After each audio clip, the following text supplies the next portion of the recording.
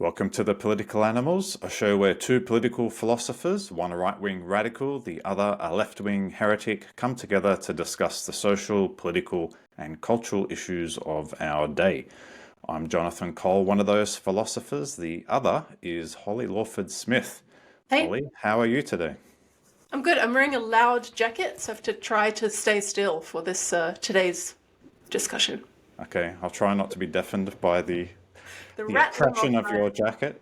exactly Obviously, I've dressed very quietly in comparison. I might have sneaky to go boy. out and shop for some louder outfits. I don't think I've got any loud things in my closet. Sort of rattle buckle tie or something next time, maybe. Maybe a flamboyant bow tie with full of lots of colors or something. Oh yeah, very good. Okay, now our topic today, Holly, is political association, and in particular, we want to explore the boundary between legitimate and illegitimate political association. And as a way into this topic, we're going to discuss a fascinating, complex, and interesting case study in the form of, well, I think, what we have to now describe as the notorious Let Women Speak rally that was held on the steps of the Victorian Parliament on the 18th of March in 2023. And that rally, because of alleged political associations surrounding it, had some pretty adverse consequences for a number of the women involved. One in particular, Moira Deeming, and we will discuss her case shortly. But first, we need to understand what actually happened at this rally. And as it happens, Holly, troublemaker that you were there on the ground, present, which means you're able to give us a first-person account of what transpired. So why don't you walk us through the facts of the matter? Yeah, I mean maybe it's worth flagging right up front that there's going to be a slight discrepancy between the like first person experience of being at the Let Women Speak rally and then the sort of facts of the case as to at least some of the association allegations, because what could be seen from a bird's eye perspective of the rally is not what was seen by all the women at the rally. And for anyone who knows nothing about this situation, that comment will become clearer in a second, I hope.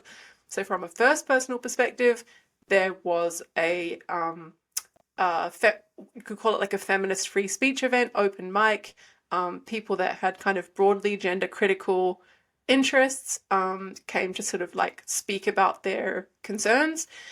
And the host of the rally was a British, she doesn't call herself a feminist, she says women's rights campaigner, called Kelly J. Keane, aka Posey Parker.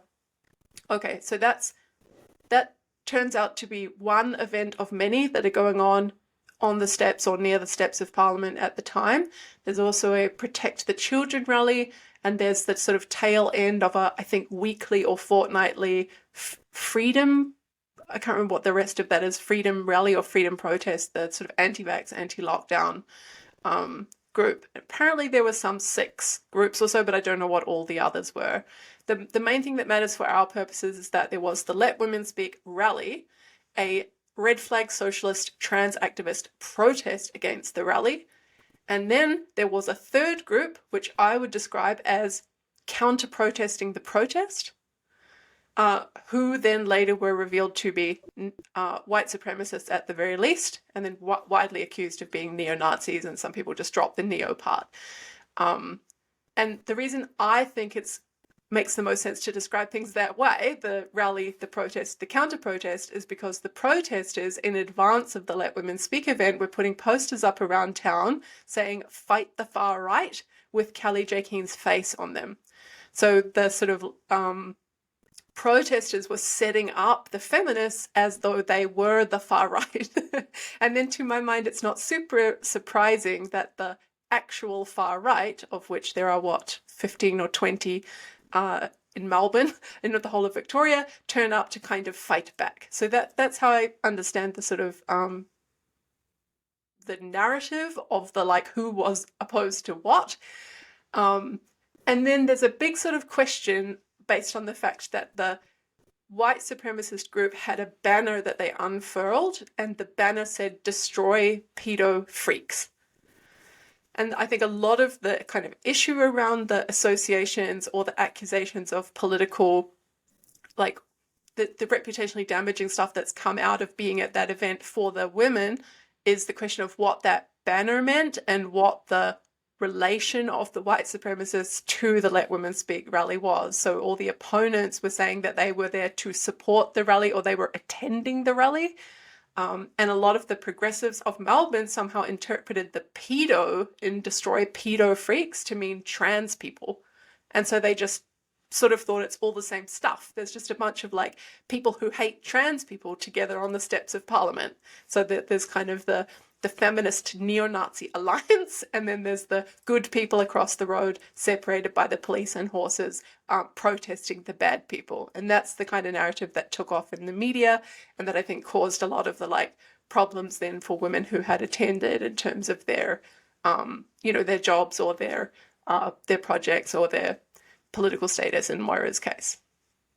So I suppose, Holly, in your case, and I imagine, well, definitely in Moira's, because I've heard some of her testimony, but I'm guessing for all of the women at the Let Women Speak rally, you had no prior awareness or knowledge that this other group was going to attend, the ones accused of being neo-Nazis. So when did you become aware of their presence, and what, like, without the benefit of hindsight, I'm just curious what you made of what you understood was actually happening at the time in real time.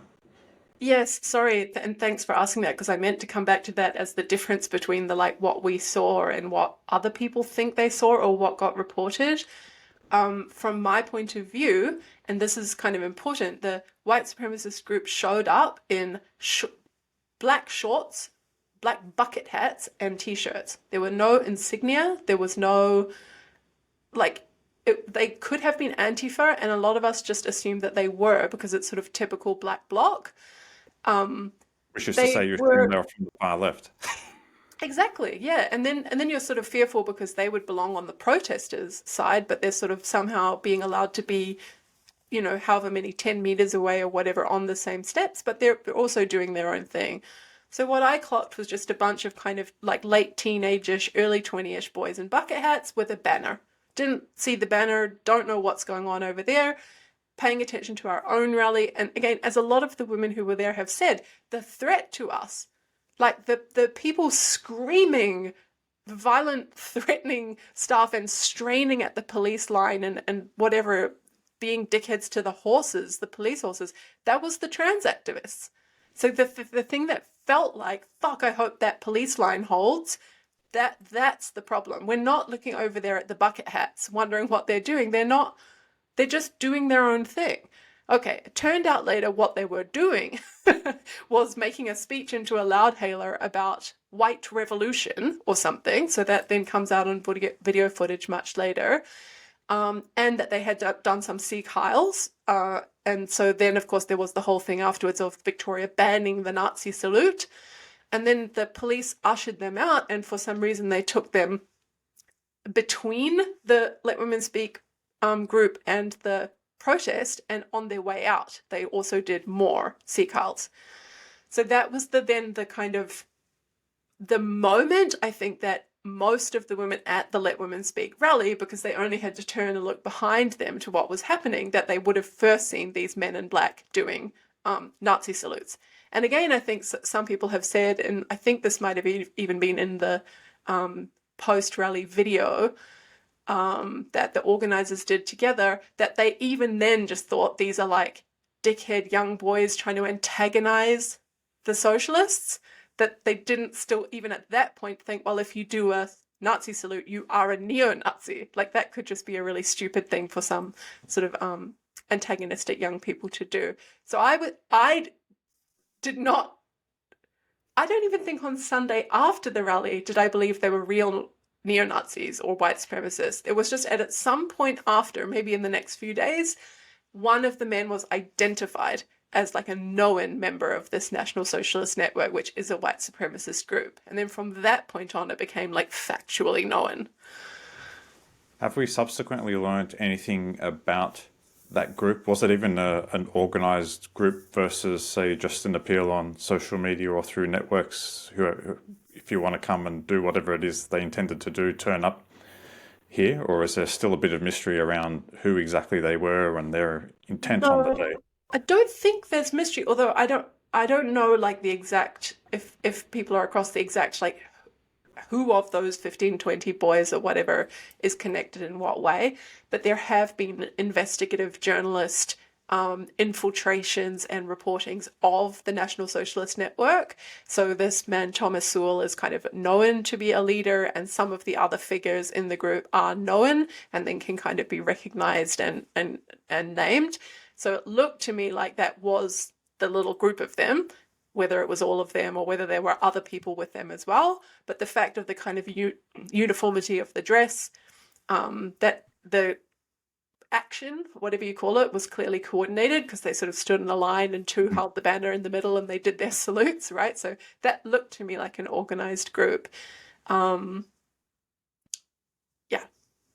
And so, just to recap, from your perspective, your suspicion is that this group turned up not to support, contrary to the media narrative, the Let Women Speak rally, but to have some kind of clash or interaction with the counter-protesters because of the fact they're on the left, I gather. It's still a little bit unclear to me exactly what their motivation might have been. They talk about providing being a vanguard in one. I can't remember if that was in a Telegram post or in an interview. It seems they had some vague sense of like maybe there was our thing going on, and there was also the protect the children thing. The protect the children thing looks like maybe the more direct support because it explains better the destroy pedo freaks banner.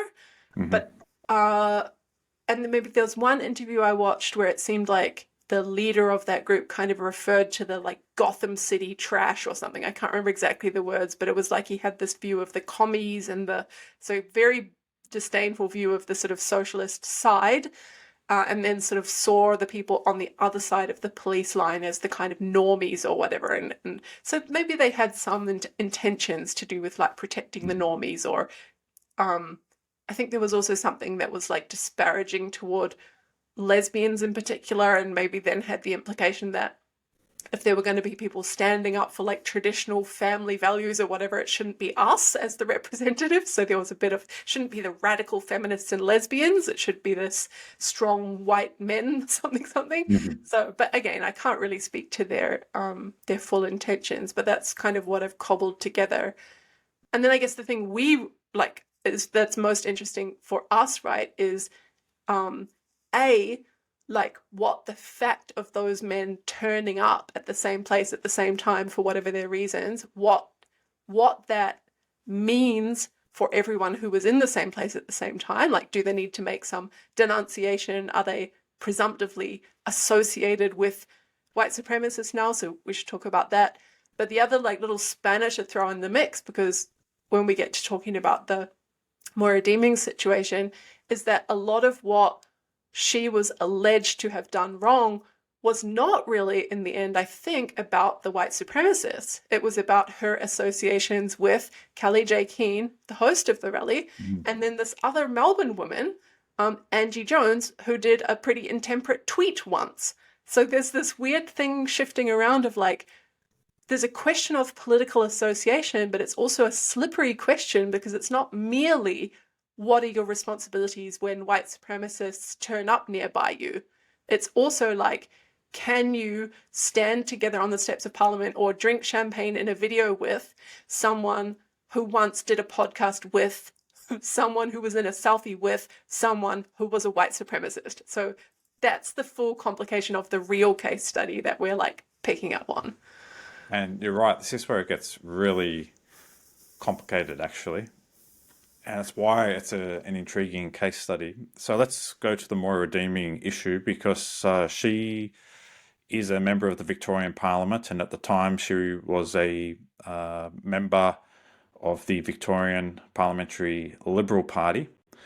But the consequences for her ultimately were that the party expelled her. So I think she now sits as an independent, and she has subsequently brought defamation action against the leader of the Victorian Liberal Party, John Pizzuto, Yep. Do you want to?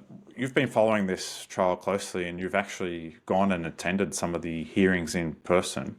Mm. Do you want to walk us through what happened to Moira Deeming? Because she was basically expelled for the crime of political association and being associated or failing to dissociate or failing to dissociate promptly enough.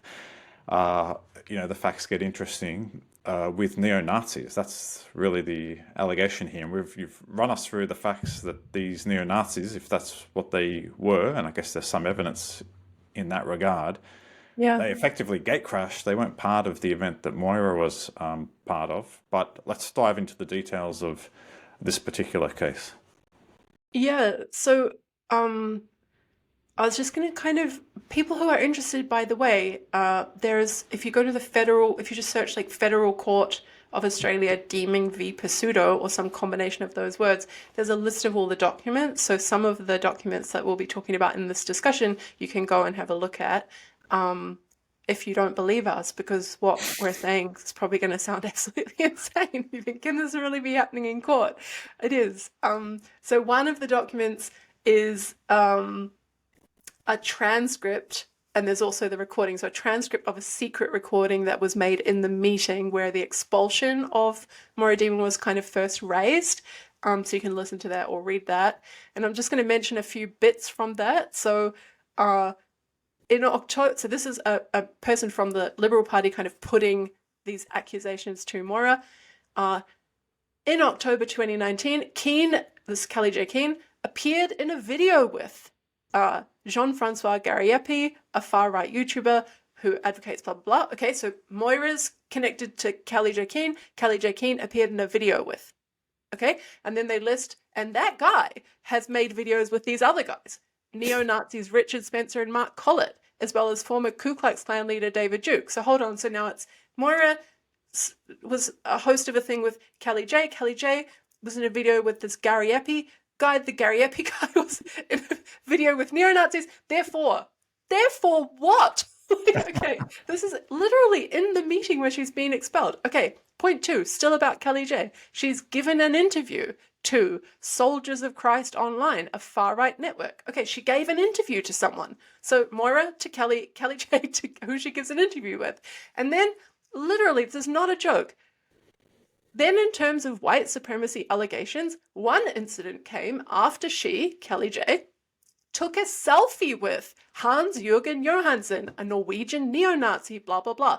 Okay, hold on. So if there's ever a photograph, like someone who you don't even know wants a selfie with you and you incautiously say yes, and there exists a selfie. Now, Kelly J's accidental selfies are being used against Moira Deeming. And I'm stressing all this just to show the absolute stupidity of what is going on in court, and now stretching across more than 3 weeks of Victorian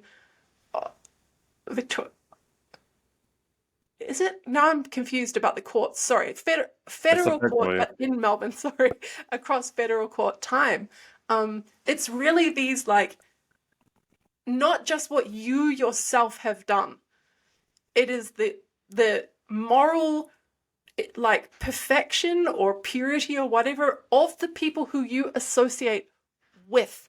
And that is the thing that is, I guess, like, at the heart of the case. And I'm just going to mention one other bit, which is from Pseudo's defense to the defamation allegations. This is in the defense document, which is early on the website I just mentioned. One of the kind of points is Deeming's association with and failure to disassociate herself from Keane and Jones in circumstances where they have abhorrent associations and or hold abhorrent views.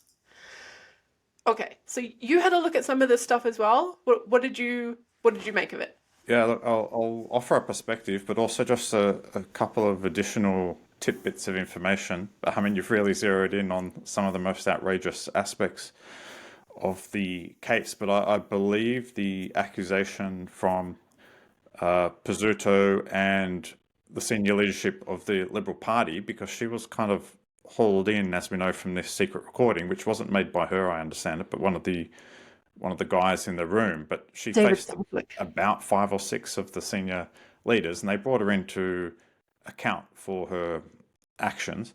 Yep.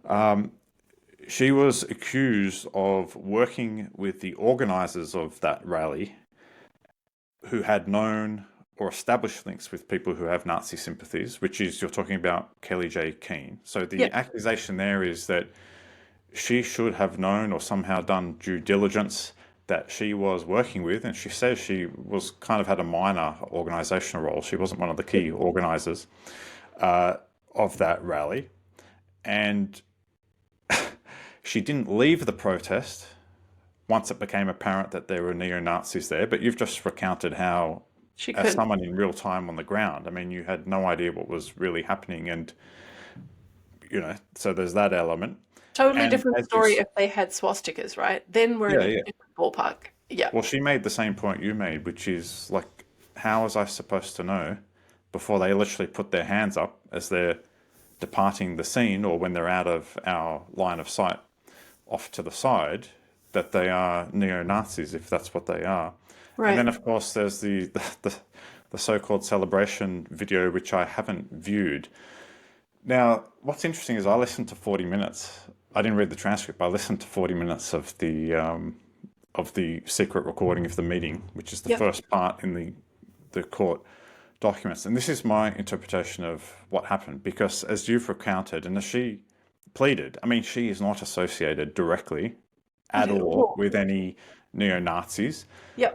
She's not supportive. She made that clear. And I mean, why would you assume she would be supportive of neo-Nazis? Because, there are such a small handful of people, and she's an MP after all, and in the Liberal Party. And, she says it's not like she's best friends with Kelly J. Keane. She's more of an acquaintance. Yep. So she clearly had not seen any of these so-called offending tweets before, because you can just tell the way she's reacting and kind of speculating about what the intent and the context is. And it all comes down to how you interpret tweets, which is not a scientific process. But this is my interpretation of what happened. John Pizzuto and the leadership team of the Victorian Liberal Party, and I can understand this. This is, in one sense, rational and intelligible. They are worried about the political fallout. They're not actually that interested in the facts of what happened. Yes. And they make it clear that our opponents are going to weaponize this. And whether you intended it or not, Moira, you've now associated the Liberal Party with neo-Nazis. And just think about that in light of everything you've said. So, if I'm on a stage and some lunatic gets up and pulls up his shirt and there's a tattoo of a swastika, I'm now associated with neo-Nazis. I mean, Unless you do some penance or whatever. Yes. like a really strange view of personal responsibility when you have no control over the events around you. And then basically what they're saying is, we need to expel you to get through the next media cycle, because this is going to undo all of the work we've done towards winning re-election. The Liberal Party is now associated with neo-Nazis, and yes, you're entitled to your views, and we're not saying you're a neo-Nazi. We're not saying you're a neo-Nazi, but by breathing the same air as neo-Nazis, now everyone in Victoria thinks the Liberal Party supports neo-Nazis, which is just ludicrous. And so basically, for political reasons, and we need to get onto this topic because voluntary associations like political parties do have legitimate concerns. So this is why I say it's not irrational for them to be, I mean, they're clearly exasperated and they're panicking, because there is going to be a political fallout. They're going to take political damage because the media, this is a salacious, scandalous story, and there's already some misreporting, and clearly John Pizzuto's getting calls from worried stakeholders and the like. So that's all intelligible. But they're also gaslighting her, right? So I think what you say is probably right, that like the way to assess what's really going on is it's just a purely strategic. They need to she's the scapegoat. They just need to sacrifice her so that they can need the problem to go away. Yes, but then they could have, I mean, I don't know what you think of this, but I would think they could have treated her with so much more respect by being honest about that with her in the meeting. It's a private meeting. They could have just said, look, Maura, obviously we know that you are not in any way like supportive of white supremacist views, we also know that this is kind of completely stupid to worry about your associations with someone who had a selfie with someone once. Nonetheless, like Dan Andrews is such that, or the media is such that, they're going to kind of like use this against us, and our only move, and now we persuade you of the reasons why, is for us to scapegoat you. We're so sorry, but here, let me offer you this like backup, like background position where you'll be well paid, and in a year everyone will like. So, but why were they not just honest with her like that? Why did they gaslight her the whole time into like, well, it's kind of your trans views, but it's kind of your Nazism, but you didn't denounce Angie Jones? Like, why did they have to lie to her face and kind of undermine, like make her feel crazy about what she'd actually done wrong? What I would have thought political parties can just be honest about their strategic needs. So what's your take on like, do you think that was kind of wrong how that unfolded, given your analysis of what it was really about? I think there was something cowardly about the way they treated it. That the tragic moment for me is a moment where Deeming says, but this was just like they didn't hear it, I don't think. She says directly to Pizzuto, well, you should just come out on the front foot and denounce this as the ridiculous claim that it is. Just come out and laugh at the idea that the Liberal Party is associated with neo-Nazis and that Moira Deeming, our MP, has anything to do with neo-Nazis. And I actually think that could have worked as a political strategy, but they were very risk averse, which I kind of understand. That's pretty par for the course, particularly with major parties that are trying to win election. But I actually think as well that there's a degree of sincerity on their part in that I think, I think they genuinely believe, based on sort of 15 minutes of research of Kelly J. Keen's social media profile, that she really is associated with the far right and neo-Nazis. I see. And so therefore, Moira Deeming, their MP, is associated with a bona fide supporter, sympathiser. And that kind of that's even if we accepted that as true, and I know nothing about Kelly J. Keen other than she's this controversial person, and of course you have to look at each tweet or photo or whatever, and there's possibly a benign explanation for it, possibly not. In a way, that's kind of immaterial, because the question does go to the association. So what constitutes a bona fide politically damaging association from an MP? So I don't know the full extent of Moira Deeming's dealings with Kelly Jane, but just based on what she said, she's clearly met her, she's spoken to her. They seemed obsessed with the idea that she took her through some secure part of Parliament to get her out. She shared a stage or platform with Kelly J. Keen, and clearly she was in that video. And it goes, and I think this is a serious question, it goes to the responsibilities of people in environments where you do have to consider more than your own views. And this was one of the questions I wanted to ask to you, which was, I've got a lot of sympathy for Moira Deeming. I think this was extremely unfair what happened to her, because I think if those neo-Nazis didn't turn up, she'd probably still be an MP of the Liberal Party, because that's what spawned the media storm that led to all this pressure. They wouldn't have even looked into Kelly J. Keen. Clearly that was a consequence of all of the reporting, and it probably would have blown over. But my question to you is, as an MP of a major party trying to win election, and to win election you need to appeal to a very broad cross-section of the electorate, are there special responsibilities, or even just a matter of prudence, where you have to be more careful, say, than private citizens about who you associate with? And then what is reasonable due diligence? I mean, a politician's going to meet thousands of people throughout the year. You can't background check everyone. I mean, I was just at a conference last week in Sydney, and like, it wouldn't even occur to me to look up the backgrounds of all the academics there, because what normal person thinks like that? But then again, I'm an academic, not a politician. So, as a way of getting to the nub of this, because I think we're both on the same page, read the justice of the case, and that there were alternative avenues available to the leadership team of the Liberal Party in Victoria had they had the political courage. But is there any responsibility on the part of Moira Deeming? Was there any naivety involved? Was it imprudent what she did, or do you think she was totally within her rights, and it's just all the problem is on the side of the party here? Yeah, I mean, I do think that's the heart of the issue. I will just mention something that has come up in the court case so far, which is that Matthew Guy, who I don't know if he is still, but was a member of the Liberal Party, there's this like well-known anecdote of like lobster with a mobster. Have you heard about this? So No.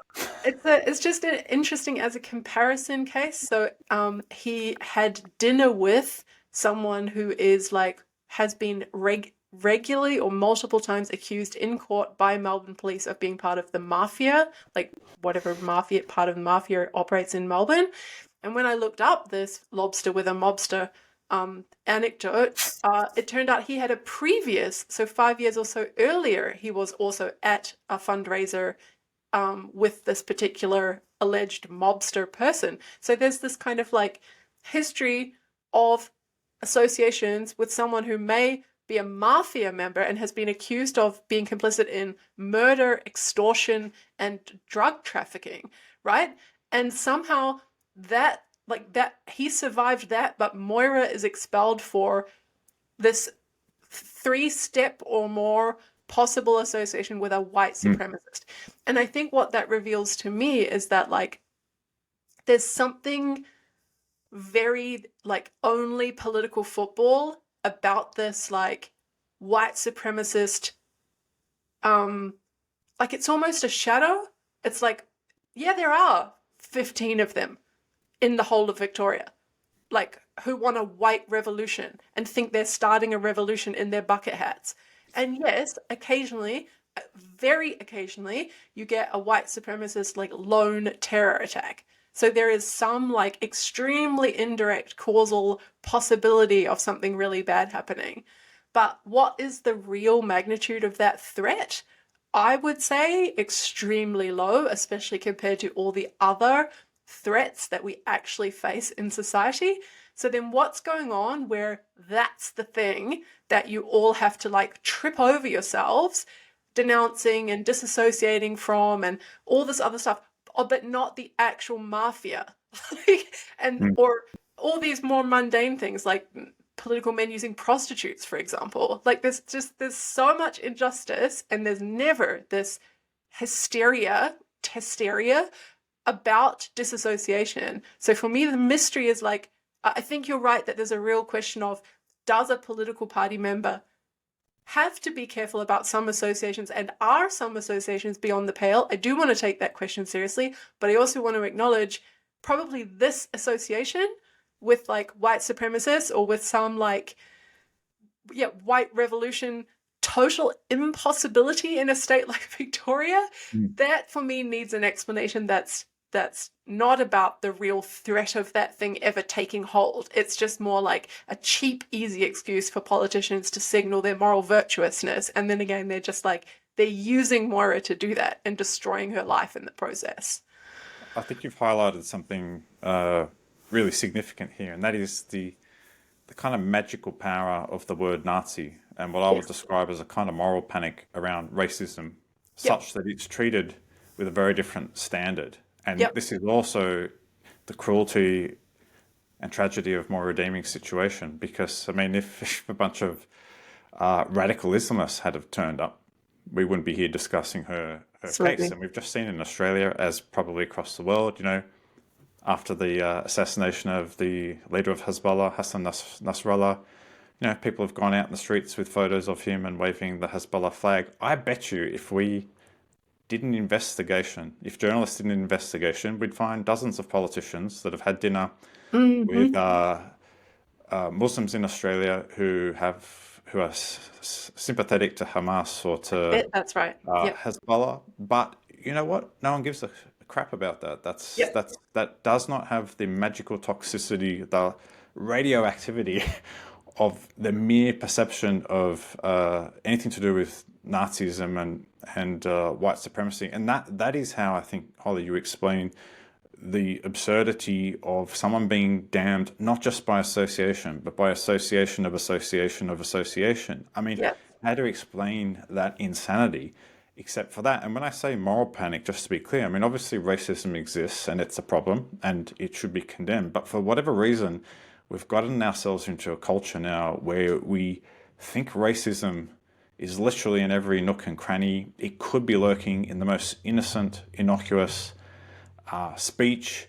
Like it's not no longer, we've gone beyond the overt, obvious racism, like those people clearly that gesture using the Sieg Heil is a racist gesture. So, and that should be condemned, and we know exactly what that's signifying, whether they're doing it as a troll or not. Yep. But it's so politically radioactive that Yep. it leads to what I think was a complete panicked overreaction on the part of the leadership.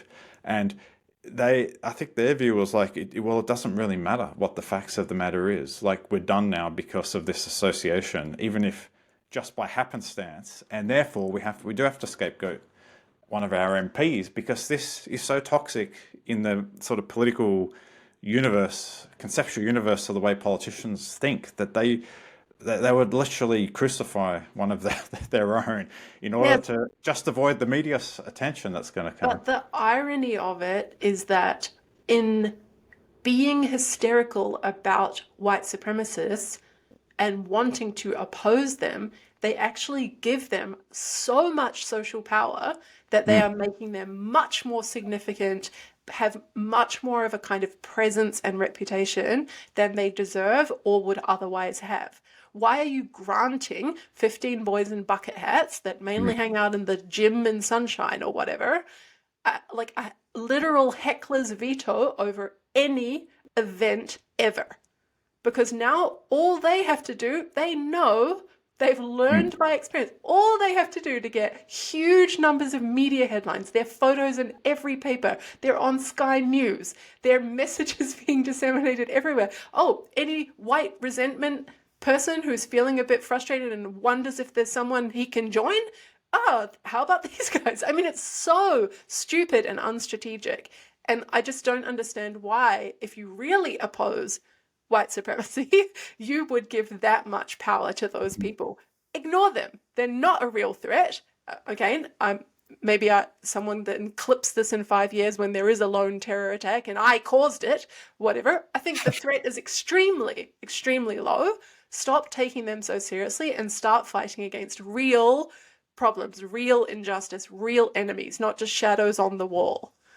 Yeah, it's utterly extraordinary that 15 young nobody losers, quite frankly, Yes. can turn up and cost the career of a politician. That's Yes. like,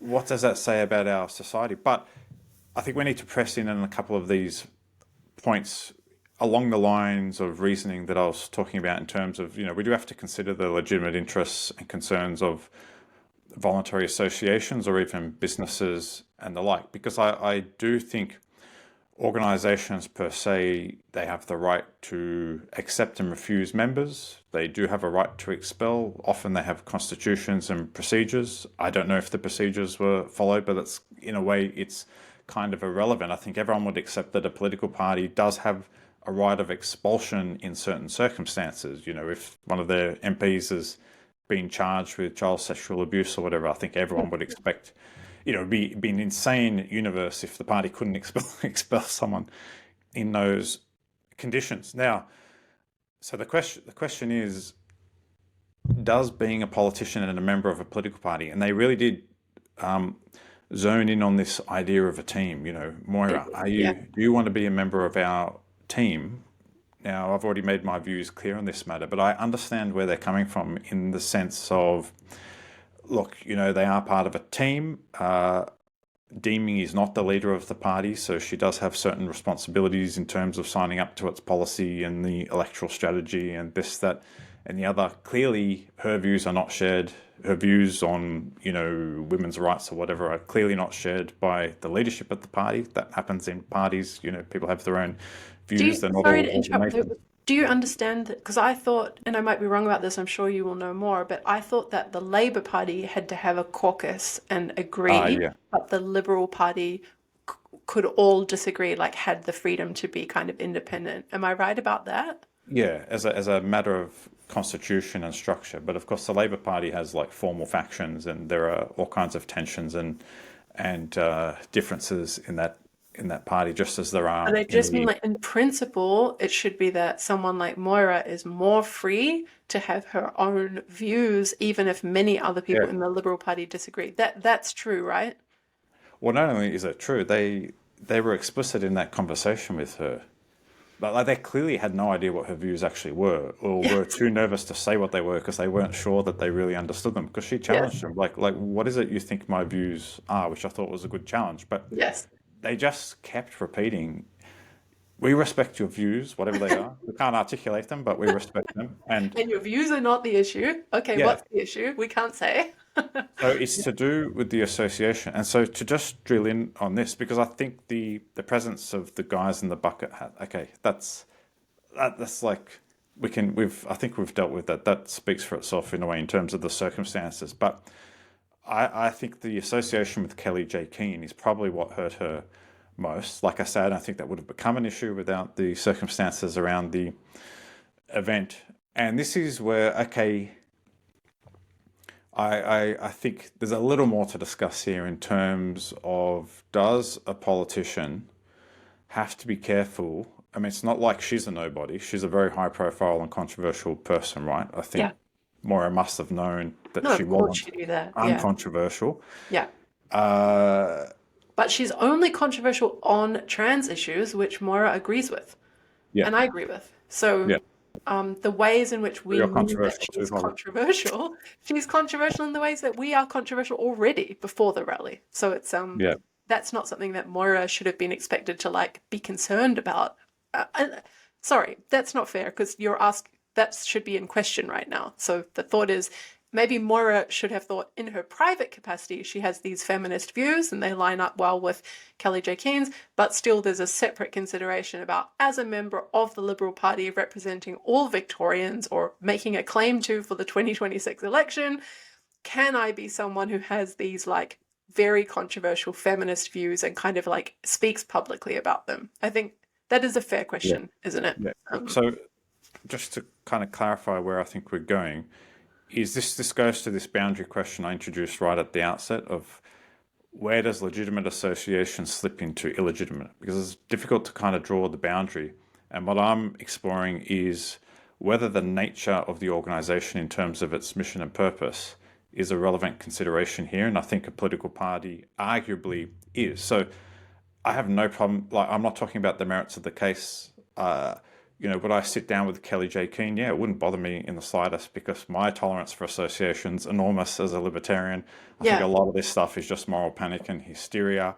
But that said, I do think voluntary associations have interests and have rights. So forget her views and the justice of that. You obviously have the same views or similar views on the transgender question. I'm asking you, as Holly Lawford-Smith, the philosopher, do you think a politician who, whatever their views, is under any special obligation as a member of a party in a particular context to do extra due diligence, or do questions of prudence arise in terms of who they associate with publicly when the figure is known to be controversial, because you could arguably predict that there might be some political blowback, not just for you personally, but for your party?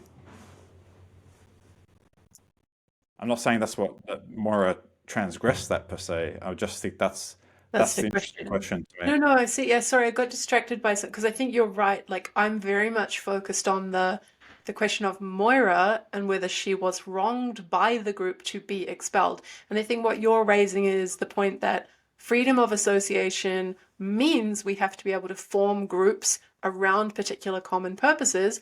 And with freedom to associate comes freedom to disassociate. So that group then has the right, if Moira crosses a line on what they want to stand for, to get rid of Moira.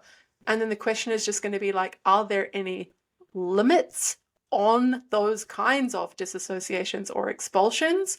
And then I guess I'm just always getting pulled back to like the facts of that particular case, being like, surely that wasn't one. But you're right. Let's just grant for the sake of argument that Kelly J. Keane, instead of doing relentless live streams about feminism and once in 25 years doing an interview with a baddie or being in a selfie with a baddie or whatever, let's just suppose she was.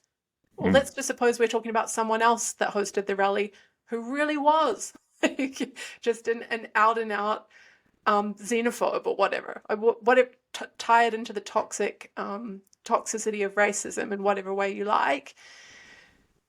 And then I think I would agree actually that like, well, the political game is like, it's a difficult game to win, and the media and your opponents are going to be looking for any excuse to smear you, and people don't do their research. Like, people just read Wikipedia and believe it, and you're relying on the support of a public who very much doesn't do their research and will believe things easily. So do you have to be extremely careful and strategic about who you're seen with, or even what sort of like language you use in advocating for your issues? Yeah, you probably do. And some of these points did come up in the in that expulsion meeting. And it's probably easy to overlook the validity of some of those points because of being outraged about so much else of what was going on in the meeting. And then I think the question for us is like, okay, that's true for political parties. Then how far does that go for other sorts of organizations and institutions? So like, I was at the rally and I had disciplinary proceedings in the university, but they were quickly dismissed, I think because it was just sort of obvious to everyone involved that a lecturer has the right in their free time to go to a feminist rally. Like, you cannot fire someone for on a Saturday going to some feminist thing. So there, Holly, interestingly, you could argue, I don't know if you'd agree with it, but you could argue, as I hinted at earlier, that the nature and purpose of the organization may have some bearing here. So that if you're just a university lecturer or academic, what right does an employer have to even investigate a staff member who just attends a rally where it's gate crashed? And even if you had some association with Kelly J. Keane, well, I mean, so what really? But, the nature of politics is such that, the university is not under that level of media scrutiny, and it's not trying to win the votes of whatever percentage of people you need. So you could argue that the circumstances differ. And then, if you go to a concreting firm or business and, some employee goes and attends the Let Women Speak rally, I mean, there the bow is getting even longer to draw. And just to be clear, I'm not saying that the party should have expelled Moira Deeming. I don't think they should have. I think it was because of political cowardice that they did. But you can understand rationally why they did it in the perhaps lamentable circumstances of our political culture, the way the media operates, the combative and contestation, the risk aversion that they have, and the political views. And in Deeming's defense, I mean, she did get pre-selected and elected, and I'm sure her views were well known on women before that. So it's not like the party said, hang on, we have a problem with these issues, and she's an MP and entitled to have an opinion. She was lobbying on bathrooms, like on single-sex bathrooms, as the Melton City Councillor. She said these. If I could just say as a general position, and here's my libertarianism coming through here, I think we've lost the plot on association, because, I mean, that, as you outlined, depicted very early on, just the absurdity of an association with an association of an association, where the evidence is just a selfie or a single tweet, right, or whatever. I just think we've become a very hysterical society, and we're not approaching this maturely like adults. In my view, no one's ever allowed to make a mistake. Like, you make one, as you called it with Angie Jones, one intemperate tweet, and that's it. You're ostracized from society for the rest of your life. I mean, that is immature and stupid in my view. But also, I think organizations panic now at the mere whiff of association, and it's a travesty of the definition of association, I would have thought. Yeah, so I guess part of it is going to be like these stupid knee-jerk reactions probably coming from having these like DEI departments where that's kind of their Default position. yeah, and maybe you just don't seem to get that much bravery. Maybe it's like baked in. You almost never get it that the company decides to stand for their employee.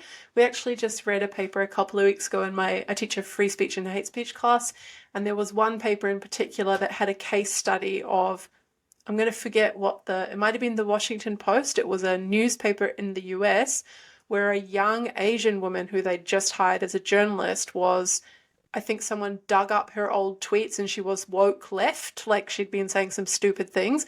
And she got a big sort of social media pile on, but the newspaper stood up for her. And it was kind of like, I found it really hard to read actually, because I was like, it was just such a nice example of the way that you can do things differently. You don't need to just have this knee-jerk, like whatever the activists say is true and you have to start groveling and apologizing and excising people. Like you can just say, and I think this paper did say, this woman is an extremely promising young journalist. Yes, she's said some intemperate things in the past, and we're working with her to make sure that this like doesn't happen going forward. Some statement like this, but they backed her and they spoke to her like talents and her value to them as a company. And I guess it's hard not to read something like that and think about, yeah, what would that have looked like in my case? Or what would that have looked like? What would that have done for John Pesutto's reputation? Especially considering what a horrible time women have in politics. If he had have just said, Moira Deeming is a person of great integrity who has been campaigning on these issues for however long, we all support her. We all know that she has no like interest in racism, white supremacy, whatever, and we're not going to let our political opponents like divide us as a party. We're not going to let them make us sacrifice the women of our party as scapegoats to the political, I just think that might have won a lot of admiration and support, and it might have then also spoken against some of these like this sort of issues of sexism that can come up for politics. And I don't know, so sorry, that's a really long And it would have been good for society, because I think definitely the problem, as you've pinpointed, is with institutional leaders, which are pretty venal when it comes to these issues. And again, I think risk aversion, protection of the institution, the path of less resistance, it's kind of easier just to fire someone or haul them through a disciplinary proceeding than to stand up to the bullying and intimidation. But I actually think people respond well. And I'll give you an interesting left field example. And I don't know if you're a fan of stand-up comedy. I'm a big fan. But, Shane Gillis, one of the biggest comedians in the world, was cancelled from Saturday Night Live after he was hired, before he even got to do his first episode. Again, it was a tweet or something he'd said in the past. Yeah. And of course, like, it looked like his career was over. He went on to become a ginormous comedian. So the people responded. They didn't cancel him. Yeah. These idiots at Saturday Night Live, who again, just moral panic because of some woke mob criticizing. And this happened to Tony Hinchcliffe too, who hosts one of the biggest shows on YouTube, Kill Tony. He was cancelled too for saying some stuff about Asians in a comedy special in response to a comedian that was on before him who was denigrating white people. Yep. And he went through weeks of like massive stories. It was a really big cancellation attempt. And now he literally has the #1 live streamed podcast on the planet, I think, that has millions and millions of views, and he's probably making millions of dollars. So that says to me that the public are less sensitive about this. It's the kind of institutional leaders. And if they just had a bit more bravery, I think they would get a lot more support, because I think what's happening is tiny numbers of people who complain and have a bit of political capital are able to get people cancelled by virtue of association or what they say. But you can't assume that has any broad-based popular support. And as those examples with the comedians show, a lot of people just don't give a crap about this stuff. If they're funny or they like them, they're going to watch and listen. No, I'm smirking because I remember that in one of I've had like many problems with my job. And at one of them, I think it was anyway, it doesn't matter. And one of the problems that I've had, the University of Melbourne's Twitter account replied to a drag queen with an anonymous name who had made a complaint about me. I was like, what are you doing? This is just so unprofessional and ludicrous. Like, again, there's just some small number of the population who are willing to be the complainers, but you could just ignore them. What are you doing? A university of your stature using their social media account to reply to troublemaking drag queens? Like, what the absolute fuck is going on? It's just like, that was one of the funniest moments I've seen of like institutional, like absolute failure to handle a situation in the way that like, if you really strategized about it, you would do. Like, you should not be replying to anyone. Don't reply. Do your own tweets and leave it at that. It was just insane. I was recently running an institution that I won't name, not a big prominent one, and we had an event. I was just acting, long-term acting, and someone complained about the person that was on the event. They had a bit of a past that we only discovered after the fact, and for various reasons we couldn't pull this person out. I didn't think it was appropriate to I just don't think it's appropriate to cancel an invitation, and it was in the past. It wasn't really relevant to what we're doing. So you know what I did? I just ignored the complaints. I didn't even respond. You know what happened? Absolutely nothing. Exactly. What are they going to do? Tweet again? Like, you know what I thought? I thought I don't actually have to respond. Just because someone complains, you don't get to take up 3 hours of my staff's time and me. No, absolutely. Just because you lodge a complaint. I don't understand this institutional view where you have to jump at the moment some anonymous person says jump. There's something culturally wrong where our institutions lack this kind of confidence to just say, screw you. I mean, if you've got a serious allegation, we'll take it seriously. But just because someone tweets about us, we're not going to respond. I just don't get it. I think did this come up in our last episode, that we don't, as a culture, like really have a way to say no to people who claim to be marginalized. And that like it keeps coming back to that it's like, because we've set up all these norms, we, at least on the left, right, that you have to really like defer to the marginalized and listen to people's testimony and believe them. We just, we freak out. It's like we get an email from someone and they're gay. It's like, oh, they must be right. No, there's gay idiots. Like, there's disabled idiots. There's people who are idiots in every community group. Like, you don't have to just like agree with them and defer because of their demographics. It's a kind of suspension of the critical faculty. And this is, I have to say, a pathology of the left, such that depending on your attributes or your class or position in society, will attenuate or suspend or reduce the critical faculty because of your situation, and then apply it ruthlessly to other people. And it's a bit tricky, right? Because like, again, as a feminist, like, it's not like I just think, oh, I hope men will just never listen to me. Like, if I try to say something about my like experience of sexual harassment or whatever, like, okay, I'm not advocating that like every man always just like is completely skeptical when a woman tries to tell him something. So I do want to get the balance right, that this completely uncritical, like, well, if you said it and you're Asian or whatever, or like if you said it, that is way too far. Like, you cannot just like give up your judgment. And sometimes it's going to become apparent that these are just activists trying to get their stuff through, but their stuff's not justified. And again, this comes back to what we talked about in episode 2. Like, if their stuff is not justified, it's not an equality thing, it's a kind of pushing their ideology thing. We have to find a way to say no to it. Yeah. I mean, not only intellectual integrity, but I would say respect demands that you treat everyone with the same critical faculty. You don't just jump to any conclusion or assume anything. Everyone gets a fair hearing. You assess the evidence. You interrogate. And too often we don't see this. I've been in many seminars with Indigenous people, and I've spoken to some Indigenous intellectuals about this who are privately, they're even more scathing than I am. And you hear like outlandish claims made, and everyone is way too intimidated to ask a critical question or push back even slightly.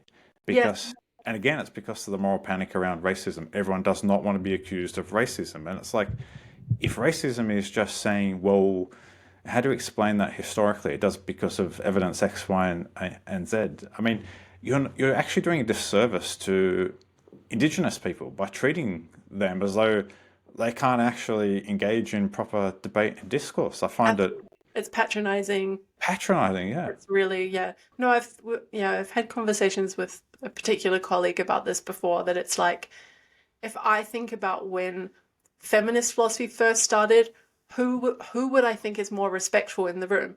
The analytic philosophy men who just think I'm stupid and wrong and don't say anything because I'm just a woman and we have to be like inclusive now, or the ones who are like, every argument you just gave is batshit, like here's why you're wrong. The second guy, he might seem more annoying at the time because he's pointing out that you're wrong about everything. He's the only one that's helping you make your work better. He's the only one treating Yeah. you with respect and as an equal. And I just think too often, like this happens in trans philosophy, that's why gender critical stuff is so like vilified in the discipline. It happens with race stuff, happens in feminism, that like objections or kind of robust disagreement and engagement is kind of avoided by calling all that stuff sexism, racism, transphobia, whatever. And it just makes the whole discipline worse, I think. Absolutely. Holly, I think that's a good place to end. We've gone over an hour for the first time, but only just. I think people will forgive us. Thank you so much for the conversation. If you enjoyed this episode and you're watching on YouTube, be sure to subscribe and like. If you're listening to it on a podcast, follow, and if you're inclined, and we hope you are, give us a 5-star rating on Apple or Spotify. Holly, famous last words? Yeah, if you like this episode, you might go and leave a friendly comment on episode 2 on our YouTube channel to combat all the assholes. Yeah, speaking of people who don't want to hear critical dialogue, a whole another story, but do yourself a favor and that episode, to call it polarizing is an understatement, but that's what we're all about. So, Yeah. Holly, Cheers. until next time.